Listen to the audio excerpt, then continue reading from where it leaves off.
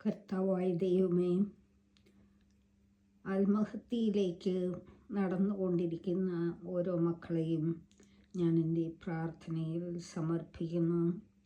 അവർക്ക് ശക്തി പകർന്ന് ജീവിതത്തിലേക്ക് തിരിച്ചു വരുവാനുള്ള കൃപ കൊടുക്കണമേ.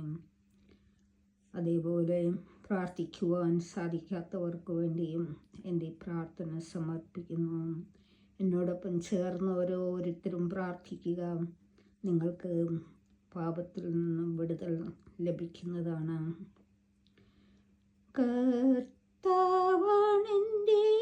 ഇടയൻ, എനിക്കൊന്നിനും കുറവുണ്ടാകുകയില്ല.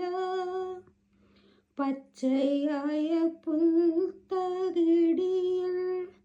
അവിടുന്ന് എനിക്കു വിശ്രമമരുളുന്നു.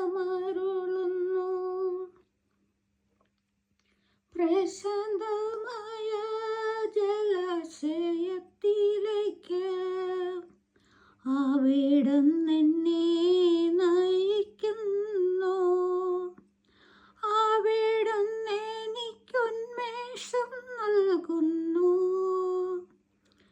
തൻ്റെ നാമത്തെ പ്രതി നീതിയുടെ പാതയിൽ എന്നെ നയിക്കുന്നു.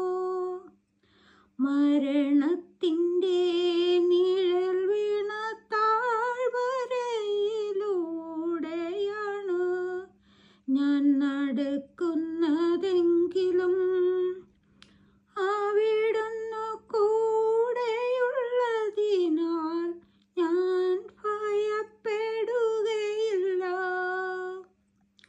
അവിടുന്ന് കൂടെയുള്ളതിനാൽ ഞാൻ ഭയപ്പെടുകയില്ല. അങ്ങയുടെ ഊന്നുവടിയും ദണ്ഡും എനിക്കുറപ്പേകുന്നു. എൻ്റെ ശത്രുക്കളുടെ മുൻപിൽ അവിടുന്ന് എനിക്കു വിരുന്നൊരുക്കുന്നു. എൻ്റെ ശിരസ്സു തൈലം കൊണ്ട് അഭിഷേകം ചെയ്യുന്നു. എൻ്റെ പാനപാത്രം കവിഞ്ഞൊഴുകുന്നു. അവിടുത്തെ നന്മയും കരുണയും ജീവിതകാലം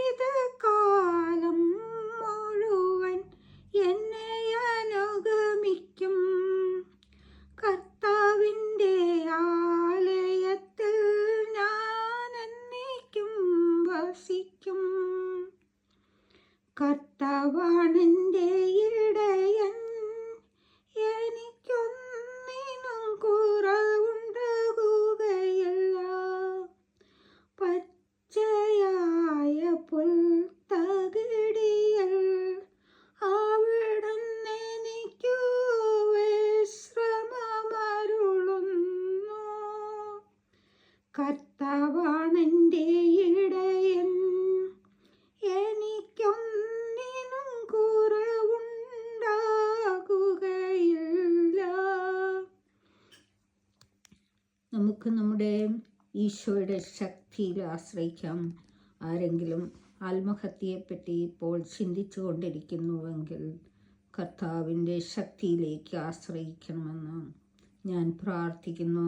കുഞ്ഞുമക്കളുമായി ആത്മഹത്യയിലേക്ക് പോയിക്കൊണ്ടിരിക്കുന്ന ഓരോ വ്യക്തികളെയും ആ ചിന്തകളിൽ നിന്ന് വിടുതൽ നൽകി രക്ഷിക്കണമെന്ന് ഞാൻ പ്രാർത്ഥിക്കുന്നു. ഈശോയെ, ഓരോ വ്യക്തികളെയും അവിടുത്തെ ശക്തിയാൽ നിയന്ത്രിക്കണമേ. പാപങ്ങളിൽ നിന്നും പാപചിന്തകളിൽ നിന്നും വിടുതൽ കൊടുക്കണമേ. കാരുണ്യവാനായ ദൈവമേ, സ്തുതിക്കുന്നു, ആരാധിക്കുന്നു.